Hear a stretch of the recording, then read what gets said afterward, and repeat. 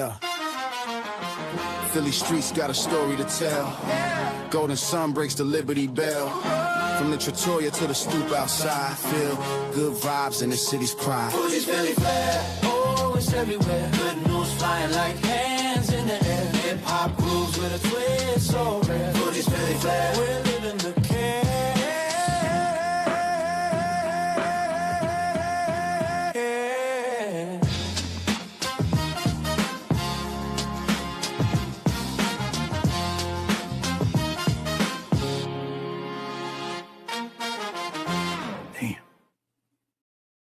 Well, good evening, everybody. Welcome to a special, different night of Fuji's Philly Flair. Tonight, I have a true Philly icon. When you talk about culture, Philly roots, food legacy, and entertainment, the heart, the hustle, and personality, I'd like to welcome Mr. Tony Luke to the program. Hey, Michael. Tony, how are you? Good. How you doing tonight? Thank you. I'm good. So happy to be on the show. Much appreciated. I want to thank you for joining me on, usually I do my show on Wednesdays or Thursdays, but I know you got some stuff going on, but appreciate, your time and coming on. And, I wanted to dive right into it. I mean, everyone knows the name, but for who may not know the full story, how did the original Tony Luke's get started, and what made it take off the way it did? The original Tony Luke's opened on February 3rd of 1992. It was literally built from the ground up. Literally, my father laid the foundation. Well, he didn't lay the foundation. We did the concrete. He built the framing. We laid the concrete for the pavement, and he just really hustled to get that built. And it took almost 2 years to build that, because he would get some money and then he would build, and then he would have to, do work and then come up with some more money and then build. And I remember when we opened, the night before we opened, we had whatever money was in the register, and that was it. And if it didn't hit, we were done. Because I think my father at the time was 53, and I was 30, and I believe my brother was 26. Okay. When you first opened, did you ever imagine the brand would grow the way it has over the last 30 plus years? Well, honestly, I did. Like, I was always the dreamer. Right. I would always look at it and go, we're going to have all these stores. My father would be like, calm down. Like, just take it one step at a time. I was always 20 steps ahead. And my father and my brother are incredibly hard workers. And my end was more like, I was always good at kind of marketing and thinking out of the box. So when we first opened, the food was good. You have to have good food. Food was really good. But there were Pat's, Geno's, and Jim's were like the trinity of the Holy Grail. Like, no one broke that. And I thought to myself, how do I do that? How do I break it? So I came up with these stupid ideas for commercials that would make you talk about Tony Luke's even when you aren't hungry. Now I'm going to throw a name at you that most people today have no clue what it is, but you may. Right. So there was a cable company called Prism. Yeah. Back in the day, and Prism would do these cable commercials. Right. And when I went to them and I told them what commercials I wanted to do, they said to me, well, no. That's not how you do food commercials. And I'm like, yeah, I don't want to do a food commercial. I want to direct it. And they were like, well, we can't do that either. You pay us, we write it. I'm like, no. I'll pay you, but I'll write it, I'll produce it, I'll direct it. And they were just happy to take my money. So they were like, yeah, you can do it. And then it became so popular. The commercials were so different that people loved it or they hated it. But even if they hated it, they were talking about it the next day, every time it came on. And it just kind of blew up, and our name was on everybody's lips, even without food. Then people were like, what is this commercial? What is it, a food shop? Is it a comedy? Is it a tea? What are they, what are they promoting? And then people would come and they would try the food. And thank God the food was really good. And then people would come back because people think we had a great spot. We didn't have a great spot. That was way out of the way. No one but truckers drove down that area. No people were coming on the other side of Oregon Avenue. They weren't doing it. So we kind of had to pull them to where we were. And then little by little, it took off more and more. And then we started taking names instead of a number, which no one was doing then. And it's funny because in the beginning, South Philly, nobody was into giving their name. Like nobody wanted to give their name. And I'd be like, so what's your name? Why? What do you need to know? I'm like, so I can call your name out. No, I'm not giving you my name. So I would say, all right, today your name is Richie. Just remember, Richie, if I call Richie, that's your name. And then I'd come to the window and go, Richie. And I pointed at the guy, I go, yo, you, Richie. And he go, my name ain't Richie. I'm like, I know, you wouldn't give me your name. So and then it kind of got hilarious and funny. And then people wanted to give their name. And then things went better and better and better.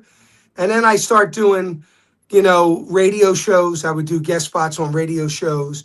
And I would bring sandwiches to all the different radio stations, trying to break in because you couldn't break that Trinity, and it was difficult. And little by little, we got a little more popular and a little more popular. And I was doing more shows. And then next thing I know, TV network called.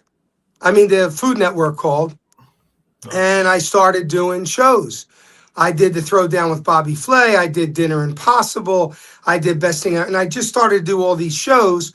And then Tony Luke's was really starting to get a name. And I just happened to be the face of Tony Luke's because I was the one doing all the TV stuff and doing all the radio stuff. And then we wind up winning Best of Philly in, I believe, 1994, maybe. Best of Philly for best cheesesteak and best roast pork. Then we won Gourmet Magazine's best roast pork in the world. Internationally, like different countries. And then things just start rolling and rolling and rolling. And I was doing more TV and we were getting popular. And then I wind up landing Frankenfood, which had 4 or 5 million viewers every week. And I was one of the stars of the series. And then people were coming in busloads because they saw me on TV and they wanted to know about Tony Luke's. And it would open up, the TV series would open up with me at Tony Luke's. And then the show just took off and we were doing crazy numbers. We were very, very lucky, very blessed. You still have stores internationally, correct? Or you did? No. We have a few franchises where we're looking to open up more. COVID really hurt us really, really bad. Like it hurt many, many people. But we're back. We're actively. We still have we have a store in Vegas, and we have the ballparks. We have Citizen Bank Park and Lincoln Financial Field, which if it's still called Lincoln Finance, I believe it is. It is. And so we have the ballpark. We have that. We have some other stores around, but we don't have one in Philly, and we don't have one in Jersey. But we are working now on getting one in Philadelphia, reopening up another one in New Jersey. So we are moving. We're moving forward. We're about to expand again. I remember saying, I know you're on Fox 29. I'm going to go back 2014, where you came out with the frozen cheesesteak. Yeah, we had the frozen cheesesteak. We still have the frozen cheesesteak. I was going to ask if you still do that. We still do the frozen cheesesteak line. We do a roast pork line. We do a steak line. So we're developing that more and more, and that's getting bigger and bigger now. What separates a great cheesesteak from an average one? And what's a secret people don't realize? Okay, so if you asked me this question even 5 years ago, I would say to you that the quality of the bread, obviously, the quality of the steak, the cheese, the onions, those things all go together. And just care of making the sandwich, like wanting to make a great sandwich. But today, I got to be honest with you, you can get a great cheesesteak anywhere. I mean, they've broken the code. I mean, they really Right. did. They broke the code. They all, between all the viral videos that are out, so Right. people know how to make a great cheesesteak. Now, not everyone does that, but it is out there. And there's a lot of people that I give a massive amount of respect to that do that. So you had Pat's and Gino's, which Pat's originated it. And then Gino's was right there. And then the new kid on the block, and you had Jim's, which I have a tremendous amount of respect for. And then the new kid on the block came, which was Tony Luke's. And then we did a little different. We baked our own bread. No one was doing that prior to us. Okay. We baked our own bread. We cooked the steak on a very low temperature. So it took longer to get the steak, but the steak was juicier. It wasn't dry from a high heat on the grill. We sauteed the onions. We made everything to order, so you had to wait. We didn't have anything pre-made, and that really took off. And the fresh bread, it just kind of blew us out of the water. And then Angelo's comes, and then he reinvents the cheesesteak. So I'm always honest. I mean, I don't care who gets upset. I'm honest. Right. Okay. Pat's invented the cheesesteak. Gino's was there. They both made it internationally popular and famous. And they're the OGs, and God bless them. And then Tony Luke started with the baked rolls, with cooking it slow, and seasoning it after it was cooked, but always seasoning it. And we took it there. But the truth is, when Angelo's came on board, he created the new generation of cheesesteaks. Now, everyone else, and I don't care if they get mad, I'm telling you the truth. Everyone else that you look at and you go, oh my God, that's a great cheesesteak. It's seeded, Cooper Sharp. They are all copying Angelo. They didn't come up with that. Angelo came up with that. And then they're doing it. They're doing a great job. They do a phenomenal job. But they're doing it. So you can't say, my biggest peeve, it's always been this way, is I don't care what interview you ever look about me, you will never hear me utter the words, I make the best cheesesteak in Philly. You'll hear me say, I make the best cheesesteak I can make for Philly. Because anyone that claims they make the best cheesesteak is wrong, because taste is subjective. What you think is the best cheesesteak, I may not think is the best cheesesteak. So when an owner gets on and goes, we make the best, it's the greatest cheesesteak, and they all do it. Everyone, I am not signaling out anyone. They all do it. Every single one of them do it. It's the best. This is the best. The best. They all do it. Everyone. But the truth is, the only best is the best one that you prefer. Some people love Cooper Sharp and seeded rolls. Some people don't like Cooper Sharp and seeded rolls. Some people love Whiz. Some people hate Whiz. Some people prefer provolone. Some people prefer American. So there's no right or wrong. If you buy it, you eat it, and you love it, that's the place that you go. Well, especially today. I mean, everything's like widespread, because if you really look at it, some like Pat's and Gino's use the slabs of meat, and other places just use like chopped up real fine. And the thing is, to me, is everybody has their own preference. Correct. Right. And I didn't like keeping it whole. Right. I did when we had the store. I didn't like it when we went to franchising, because keeping it whole, there's a technique to that. If not, you dry it out, it's terrible. So I was forced to chop it. I didn't chop it to ground beef, you know what I mean? But I chopped it. I moved it. I broke it apart, because it's easier to teach someone how to make a cheesesteak when you're breaking it up. Someone that has no real expertise in doing that over years, than you would someone who's been doing cheesesteaks for 20 years. But when you're opening up franchises, you don't have 20 years to teach someone how to do it. So you've got to simplify it So you can get a really great product from someone who doesn't have that many years of experience. Running restaurants is tough. What were some of the hardest lessons you learned building the business? Oh God, you got about 27 hours for the interview. So let's just say I made every mistake you can possibly make. I mean, from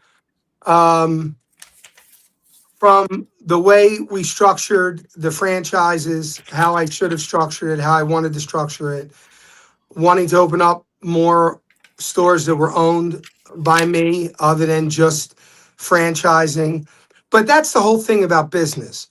I don't know if I ever met a businessman that said I never made a mistake and I've been successful my whole life, he's a liar. He's a liar. He's a liar. Or she's a liar, they're a liar. It doesn't matter. They're a liar because the only way to grow in business is to make those mistakes. And when you make them, I told you, a fool will continue to make the same mistake over and over again. But someone who's intelligent, someone who is passionate about what they want to do will make a mistake, but they'll learn from that mistake and hopefully they don't repeat it. Now, I'm a fool because I've made a few mistakes that I've repeated again and again. It took me quite a while to get it down, but I did. Eventually I learned it, but it cost. The lesson was very expensive, but if you work hard, you got a great product, you put the time in, you're passionate about what you do, and above all, if you serve food that you would want to eat yourself, if you like what you're doing and understand that a customer can spend their money anywhere they want. And today, the competition is so big, so strong, that if you're not on your A game, if you don't treat customers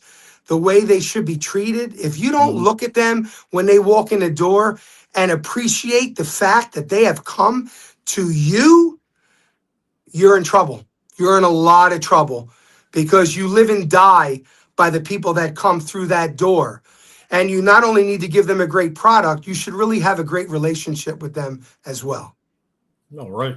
Especially, first impressions are always, the most lasting, just to get that rapport, especially with customers, that most definitely. A lot of people don't know you're also a singer, songwriter, and an actor. What inspired you to get into the music and entertainment business? Well, the funny thing is, it's really crazy because I always fight the cheesesteak stigma when I'm acting. I got my first record deal with A&M Records in 1985. I was acting since high school. I didn't do cheesesteaks till 1992. I was an actor and a musician my entire life before I ever even looked at a cheesesteak. So people think I made cheesesteaks and then I kind of wanted to go into acting or I wanted to go into music. No, I was a musician and an actor my entire life who happened to go into cheesesteaks. But cheesesteaks is what made me famous, not the movies, not the music. The cheesesteak did. So people don't realize that the music and the acting came long before the cheesesteaks. Right. Got a comment coming in from my colleague here. Tom, he goes, born and raised in South Philly. I relocated to Schuylkill County. They put sauce on their cheesesteaks up here as in pasta sauce. Blew my mind when I saw this. Okay, well, I can answer. That's a good question. When I did Daryl's house with Daryl Hall, his favorite cheesesteak in the world is a pizza steak. That's his favorite steak. Above all cheesesteaks, he loves a pizza steak. What he's describing is what's called a pizza steak. Okay. But see, I'm old school. Now, to me, a pizza steak didn't have, I call it gravy. I'm from South Philly. Right. He called it sauce. That's fine. We'll call it sauce so everyone knows what I'm talking about. Right. We didn't put sauce on the cheesesteak. We made it. We would take tomatoes throw them on the grill, hit it with some oil, put in salt, oregano, pepper, and then wait till the tomatoes broke down. Then threw onions on top. Then put provolone cheese on top of that, like mild provolone. Cook the steak and then throw that on top of the steak. So to me, that's an old. There wasn't sauce. It wasn't gravy. We took regular tomatoes and made almost like a marinade or a marinara. In South Philly, it's marinade. And then we put that on top of the cheesesteak, and it was absolutely delicious. But putting pizza sauce on top, that's not, I don't do that. Even in the franchises, when we do a pizza steak, we use a marinara. We don't use a pizza sauce with like sugar and all the stuff that's in that. So that's what he ate. He ate a pizza steak, and it is very common in South Philly. Pizza steaks from when I was a kid in the 70s. You wouldn't get it out, but when you were home and you ate it, they would add the tomatoes and the provolone. So that's kind of where it came from. Back to your, the entertainment. You were saying that you had your first record deal with A&M back in 1985, and how you got into acting. Well, I'm very proud of this. I am part of the first graduating class of creative and performing arts of Philadelphia. We were the first class. I had to audition to get in. It was when the school first got started, because I graduated in 1980. Okay. And out of that school came Questlove, Boys to Men, Karen, I mean, you name it. There were so many, Richie DiCarlo. I mean, just everyone came out of that school, and it was amazing. Cedric and Pieces of a Dream, and it was a great school, and it was an amazing experience for me. And it's what gave me the bug, because I had gotten thrown out of Bishop Newman for fighting. And I went to work, and my father had read in the newspaper that they were auditioning for this new school for actors and singers. And my father was like, yeah, you want to be an actor. You think you're an entertainer. Go audition for the school, because you got to go back to school. You're only 15. You got to go back to school. And I auditioned, and I believe there were 1,000 kids that auditioned. And if I'm not mistaken, don't quote me because I don't know the actual number, but I think it was only a couple hundred, if that many, were chosen out of all the people that auditioned. And I was a drama major and a music minor. Okay. So I was going to bring up, you've been in Invincible.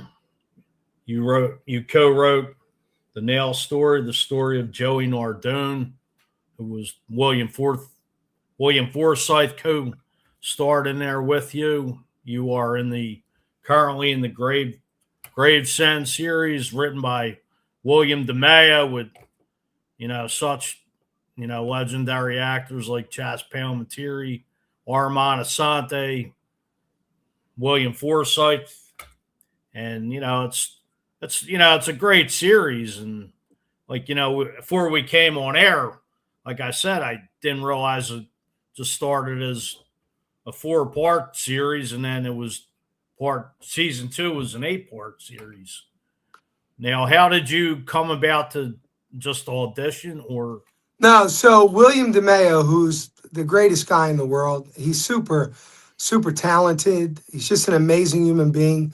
And he had saw The Nail, and he loved The Nail. He loved that movie. He loved it.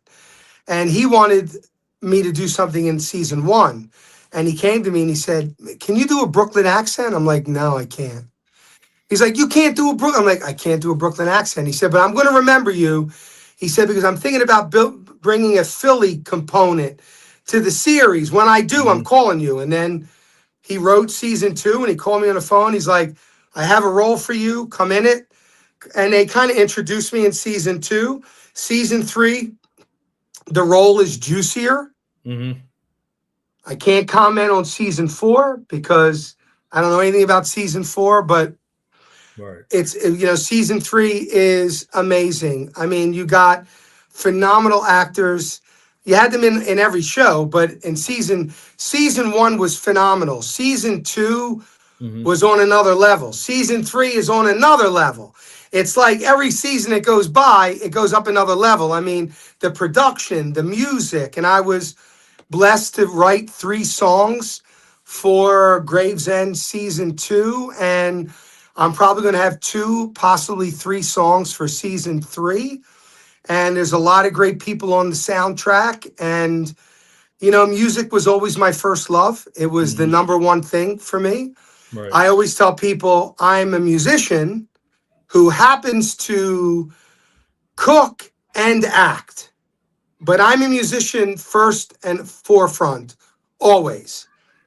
And then a speaker, you know, and I do a lot with recovery, and I do a lot with recovery, Right. and a lot with grief, and, you know, being like a grief coach and a grief recovery method specialist.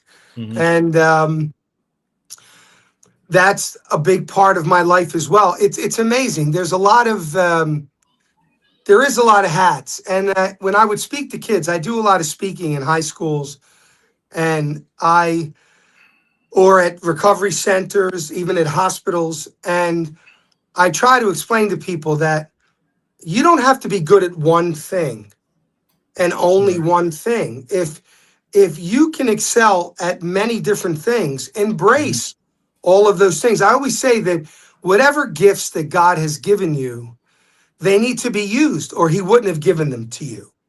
All right. So you need to use them. You need to hone them. You need to make that work. And I have always tried to do that. And, you know, suffering the loss of a child, and me dealing with drugs when I was a kid, and then burying my son because of it. And, you know, I just, let me tell you something about people that are struggling with addiction and people that are in recovery. They are the strongest people you'll ever meet. I know people want to put them down, and they think that they're weak and there's something wrong with them, but they are not. See, people believe that people with addiction are getting high. They're not getting high. It's a bad word. When I was a kid, I got high. Enjoyed getting high. I enjoyed drinking. I enjoyed doing the meth. I enjoyed it. But people that are struggling with real addiction are self-medicating. They're numbing something that is difficult for them to deal with. And it's very, very difficult. And they struggle with that their entire life. That's why I praise them so much when you get a year, 2 year, a month, 30 days, 2 days, 1 day. They should be praised for that, because it is difficult, because they are dealing with a trauma or a mental health issue, or self-esteem issues. And it's hard. And when someone you love is struggling in addiction, so is the family.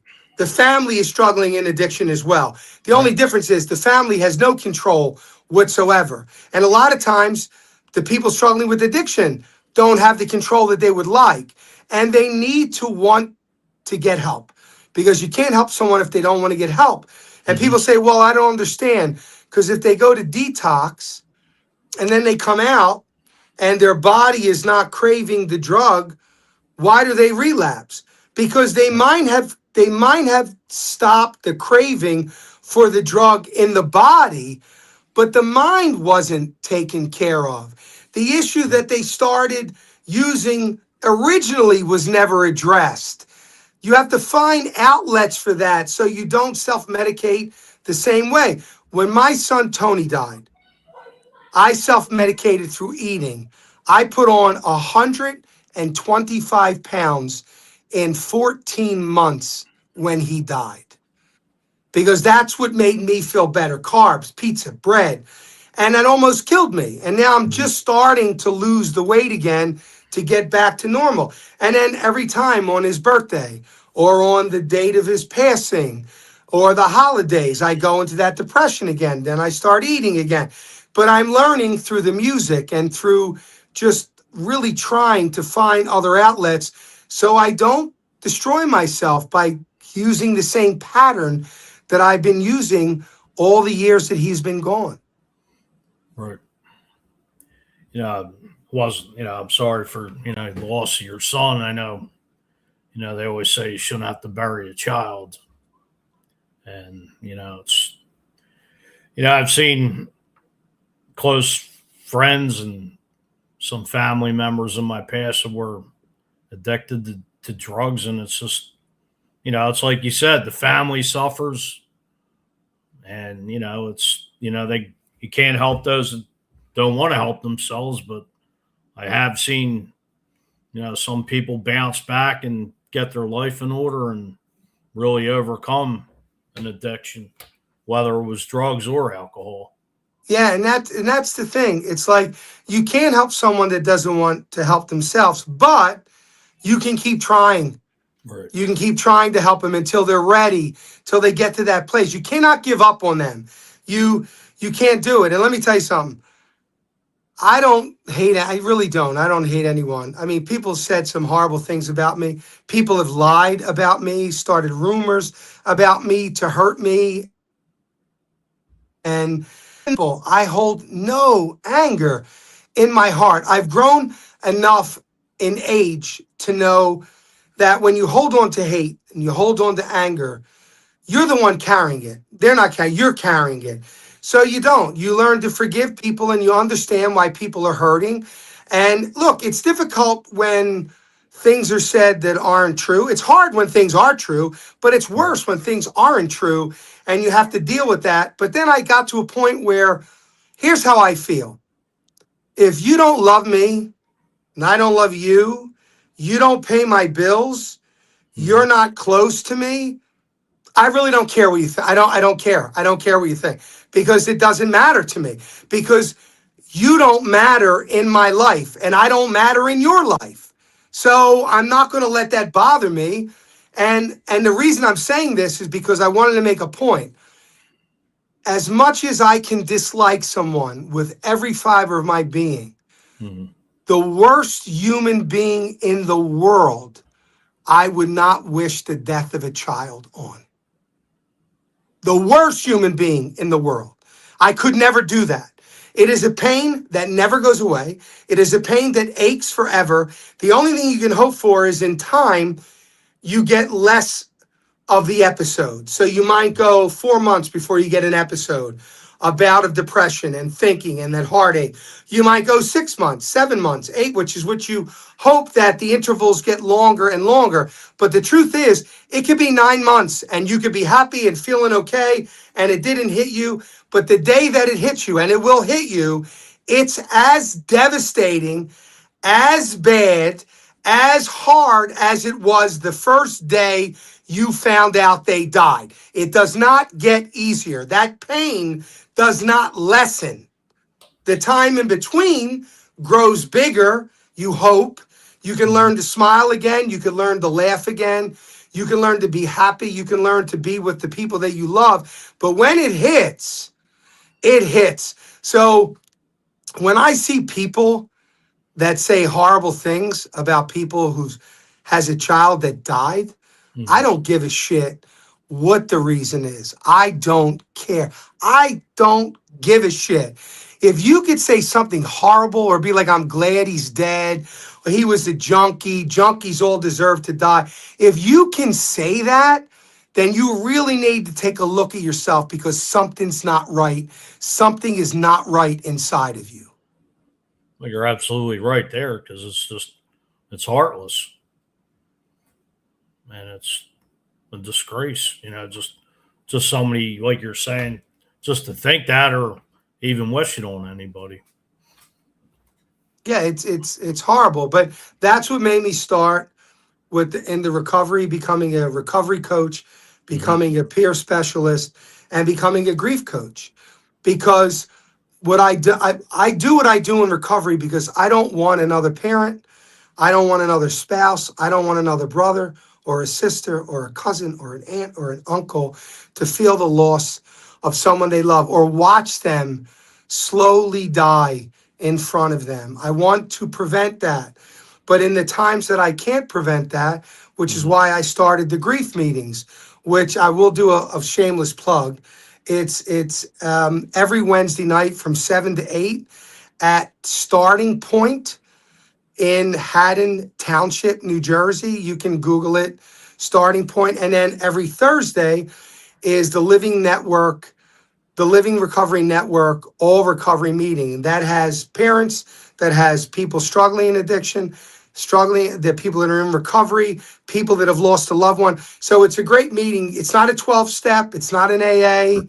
It's just that. And the grief, and that's on Thursday from 7 to 8 p.m. at the Pfeiffer Community Center in Williamstown, New Jersey. If you have someone that needs to go, please let them know. And if you're grieving a loss, and a loss could be the loss of a loved one, could be the loss of a child, could be let me tell you something. You could grieve the loss of a way of life. You might have lost your job, lost all your money, and your life isn't the same. That's grieving. You're still grieving. Right. It's an amazing meeting, and no one judges anyone. Everyone speaks to everyone. It's a great session, and I'm grateful that I'm able to help some people through it, because I am a champion of those in recovery. I am a champion of those who are grieving. I champion them. I do. I respect them. I love them, and I want to help them any way that I can. And people go, well, you're a specialist in grief recovery, and I'm like, yeah, but it doesn't matter, because the certificate doesn't matter. I'm a specialist because I buried a child. I don't need a certificate to understand what it's like to bury a child. The certificate is great. People want to hear it. They're like, oh, well, he is certified. Man, okay. That doesn't mean anything. What means something is the fact that I've lived through what you're living through. Now, I tell people, you'll never hear me say, I know how you feel, because I don't know how you feel. I know your pain. I absolutely know your pain. But to say I know how you feel means I know what your relationship was to that person. And I don't. I don't know the relationship until you tell me. So when people come to me and go, I know how you feel, I lost a child. I go, no, you know my pain, but you don't know how I feel. We share a pain, and my heart breaks for you, and I know your heart breaks for me, but I don't know how you feel, because I don't know what your relationship was like. Are you carrying guilt? Did you argue with them? Did you lie? I don't know but you always, every parent carries some kind of regret and guilt. Could I have done more? Could I have been? And that's a terrible thing to think, because you can't go down that rabbit hole, because there's no end to that hole. You have to forgive yourself for mistakes that you might have made. You have to forgive them for leaving, because we blame them for leaving, and it's not their fault. It's not their fault. It's life, and that's how you can't go around grief, just like you can't go around addiction. You have to go through addiction, and you have to go through grief and try to come out on the other end and be able to manage it better. I was going to say, the two places that you gave addresses to, after the show, could you inbox me those, and could end up like putting that on Facebook or on social media? Yeah, I would love that. I would appreciate it. Send you the flyers. Yeah, please do. For both. Yeah. Please do. I mean, like I said, the guy, Alan and Tom, who I do my Philly sports show with, like I said, we do our men's, it's called, I'm sorry, drawing a blank. It's our men's mental health show, just with, not just men, but women too, just because you never know what somebody's going through, especially today in these times. And that trauma now I want to plug one other thing if I can. So many people may not know, but many people may know who Joe the Butcher Nicolo is. He is a 9-time Grammy-winning producer and mixer, and he did Lauryn Hill, and he did Billy Joel's River of Dreams, and he did he worked with Bob Dylan, and he did Crisscross, and Cypress Hill, and he did all these groups. So what we did was we started a foundation, and please, people can please go on it. It's called the soundmindnetwork.org. And what it is we do concerts, all the money I make in music, The proceeds go towards giving it back to the Sound Mind Network. So we raise money and put on shows and concerts with all these different. We've worked with the Bacon Brothers and Cyndi Lauper, and all of these artists we've worked with. And we have a label called SMN Records, Sound Mind Network Records. And the proceeds go to raising money to give music and art therapy to people that struggle with addiction, mental health, and trauma. And that's why I tell people, please go to my Spotify, follow me, like the music, because if you build the Spotify, the algorithm builds, and that money's going towards saving someone's life. It's going towards giving art and music to people, to give them another outlet to process their pain and their trauma, other than self-medicating with drugs or alcohol or food or tobacco, whatever the addiction may be. So I tell people, go on Spotify, go to Tony Luke Jr., go on Apple Music, go on, I got a music channel, Tony Luke Jr. music channel. And all of these things just drive the algorithm, which makes more people listen to the music. And then it drives up what little revenue we get. You don't make any money from streaming, but it makes people aware of the shows that we're doing and the concerts we're doing. And that money's gone, everyone's devoting their time. Joe Nicolo, Joseph DiGiacomo, who's a partner with us, Bo Raines, who's an incredible musician, who is working tirelessly with us. So all of these things, form the whole of what we're doing. It's great, like you said, the Sound Mind Network. If you could send me that flyer too, I'd be happy to share it out. I also wanted to, I got a couple videos here that you did send me. I know one is the, I think one of the sound bite from Was it One More Night? Yeah, I have that here. Which, like I said, is an amazing song. Like before we came on the air, like I said to you, grieving, as we were talking about, just the grief part, I lost my mom, unfortunately, a little over 2 years ago to sepsis. And, I'm going to play the song One More Night here for the show.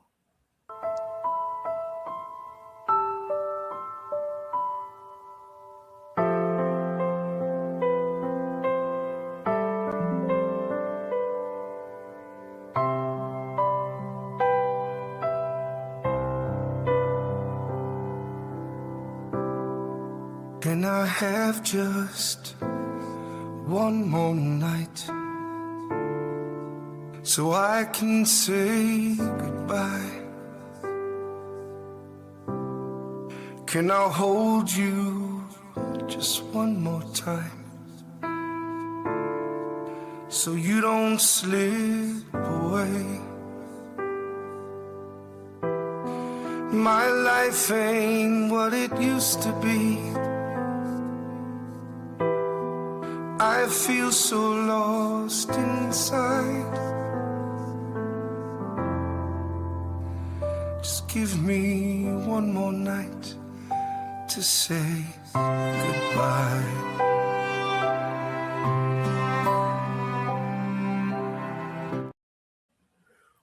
Just like I said, when you said that to me and I first heard it, it was, a touching song, because I could relate to the loss of my mom, and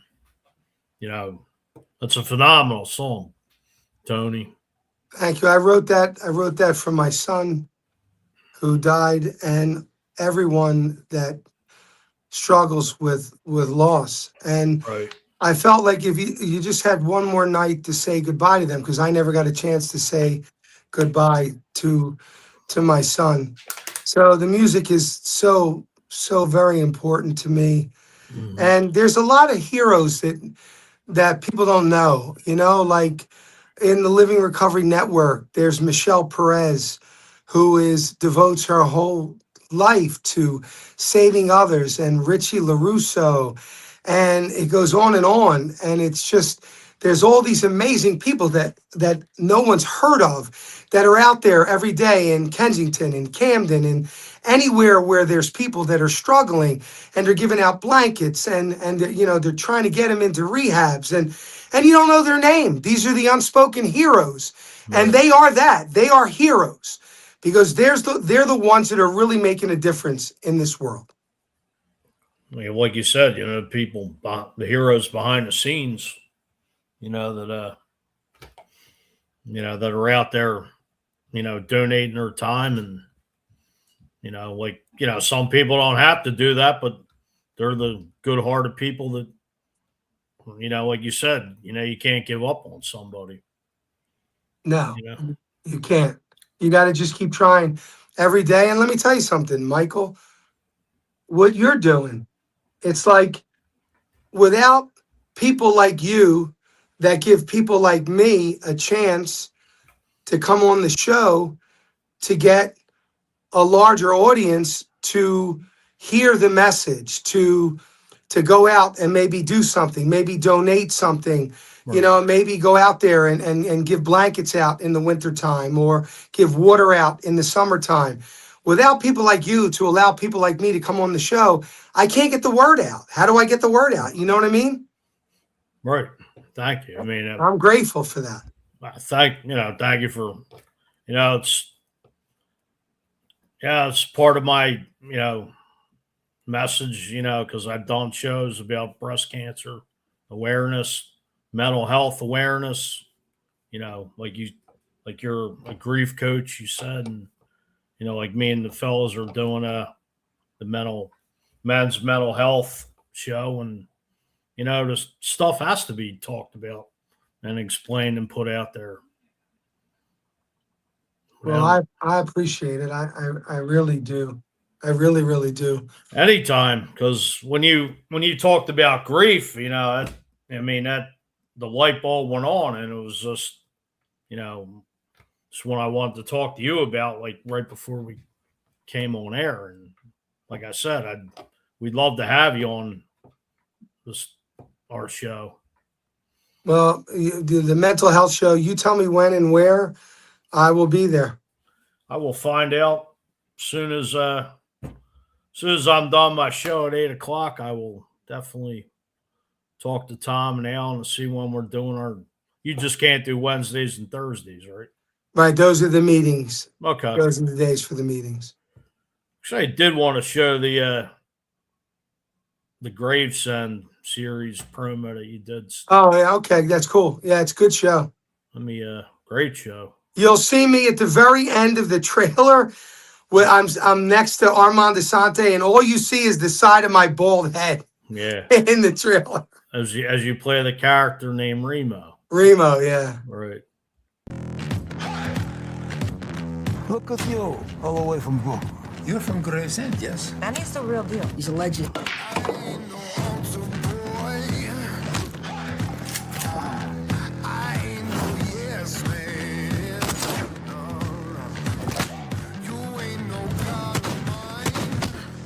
Business is business, and there's a lot of money at stake here.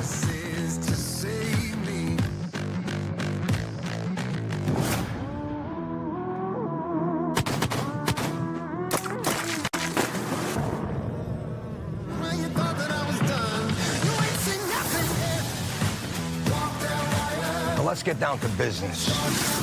It's time you make your bones. He's planting his flag for the Philly mob. But everyone else wants to do the same, too. This guy put a lot of good fellas away back home. And one of them is my cousin Charles. When we get back to our neighborhood, they're gonna know we're home. There was a time when there was a code. Loyalty, respect, honor. These were real men. We are all Calezos. This is Cosa Nostra. Salud. My crew in Gravesend, they can be a big asset to what we are building here. Made or not made, our loyalty's with you, Benny. You walk with your head up high on these streets because you're from our school, and that's the best school there is. You are here breathing because of me.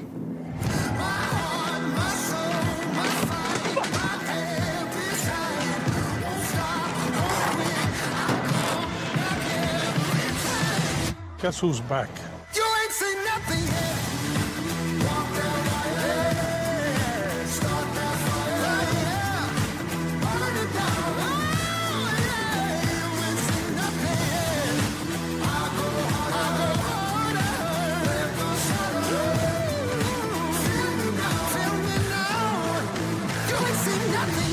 It's a Brooklyn thing. We're going back to the way it was.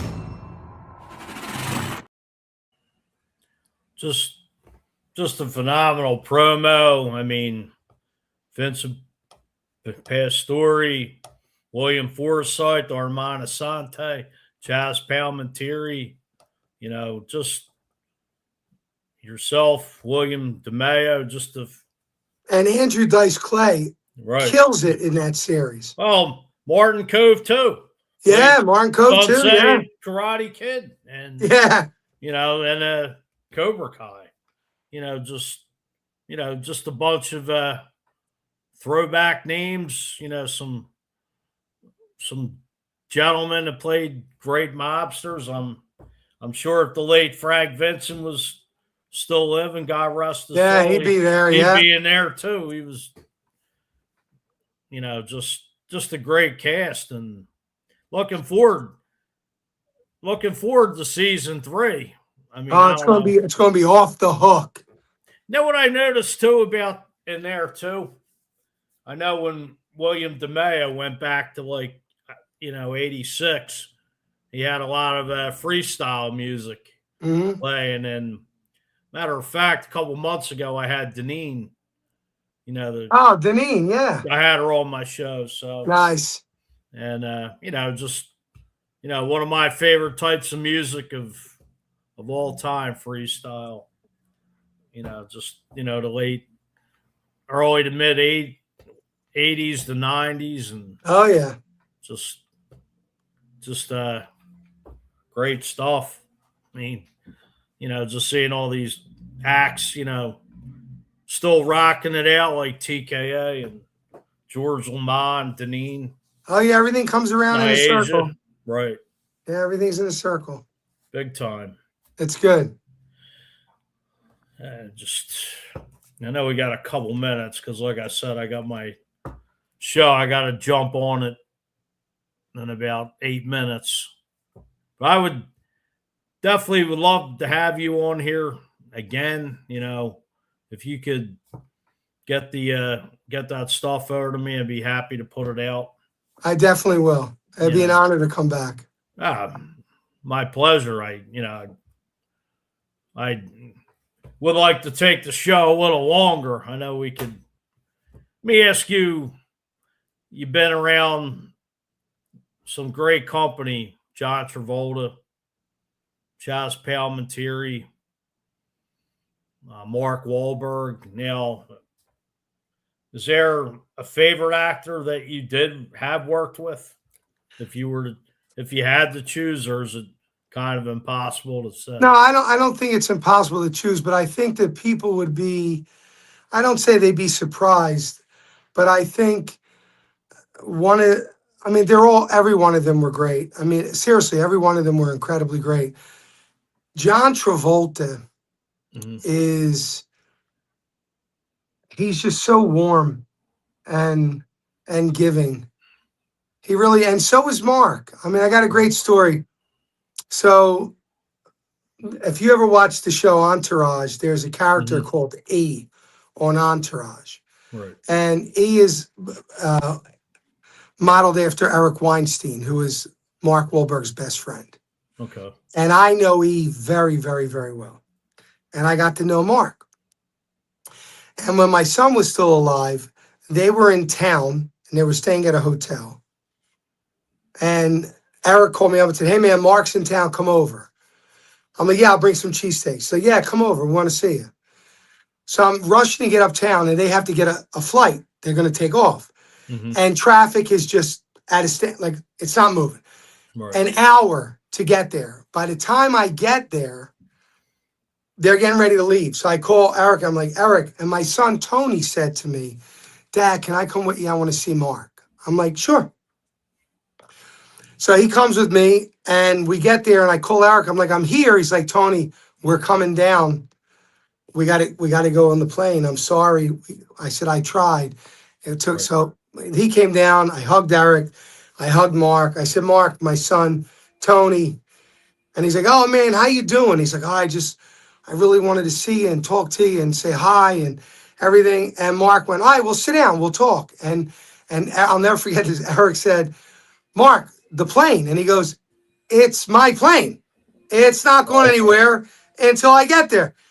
He sat there and he talked with my son for 40 minutes. Wow. Who does that? You know what I mean? Who does that? 40 minutes. He talked with him, hugged him, hugged me. He's incredible. And Travolta, unfortunately, me and John bond over a pain. Right. He lost his son. I lost my son. It's not the bonding that you want, but it is a bond. Right. And Dennis Hopper was amazing to work with and to get to know. What a good friend it's every time I do a film, I usually come away with a friend because I never ask for anything. Like all of the people that I know, I've never said, hey man, can you get me a job on your movie? Can you get me an audition? My friends are my friends. In the movie The Nail, I'll never forget this. The Nail came out, it was killing. I mean, it was killing. It was the number 6 most watched movie in 2009 on all of cable. Showtime, Cinemax, the movie, like everywhere. Right. I get a phone call and I pick up the phone and it's this woman. And I say, can I help you? She goes, I'm looking for Tony Luke Jr. I'm like, that's me. Please hold for Will Smith. Wow. I'm like, okay. So he gets on, he goes, Tony, it's Will. I'm like, hi, Will. He's like, oh, my dad gave me your phone number. I'm like, okay. He said, I just came back from promoting the movie 7 Pounds, and I'm home, and there's no one here. The Jada and the kids aren't here. And I got this movie, The Nail, and I put it on. He said, and I'm watching the movie, and I'm like, oh, there's Philly. And then I see you, and I'm like, you're the cheesesteak guy. What are you doing in the movie? Like, I don't know you. He's like, I don't know you as an actor. Right. And he goes, I couldn't shut it off. And then I cried like a baby. He said, and I had to get your number and call you because I was so moved by this film. And then I found out you wrote the film, you sang the title track, you produced the film. He's like, what can I do? How can I help you? He said, and I'm like, 20th Century Fox already bought it, and Artist View bought it for cable. Like the movie's doing phenomenal. And I forget, he said, I'm going to throw a get together this week. I'm inviting everybody over to see this film. He's like, I love this movie. And that's one of my favorite memories with Will. Wow. That's awesome. Well, I hate to cut you off. It's time to go, my brother. It's time to go. It was a pleasure having you. And like I said, as soon as I find out in another hour, I will inbox you. And in the meantime, if you could send me those locations over, and, absolutely, we'll get that posted. I appreciate it, Michael. And listen, God bless you and all the people that watch your podcast and all the people that took time to listen or will listen. I appreciate it. I am very, very, very grateful. My pleasure. Want to thank you, Mr. Tony Luke. Could you please tell everybody where they could reach you at? All my social media is Tony Luke Jr. at Tony Luke Jr. Spotify is Tony Luke Jr. Apple Music, Tony Luke Jr. YouTube Music is Tony Luke Jr. Pandora is Tony Luke Jr. Any one of your streaming services, and check out the Sound Mind Network and the Living Recovery Network Wednesdays, Thursdays. Check it out. Hope to see you there. God bless you all. I want to thank everybody for tuning in tonight and checking out the replay. Much obliged. Remember, call a friend, call a relative, somebody you haven't talked to, and check on anybody that may need someone to talk to, because we're all going through something. Hope everybody has a good night. Check out the Patterson Avenue Fanatics. We're going to have Sports Illustrated Eagles beat writer Ed Kratz checking in with us. So everybody have a good night, a great week. God bless, and take care. Philly streets got a story to tell. Golden sun breaks the Liberty Bell. From the Trattoria to the stoop outside, feel good vibes in the city's pride. Fuji's Philly flair, oh, it's everywhere. Good news flying like hands in the air. Hip hop grooves with a twist, so rare. Fuji's Philly flair.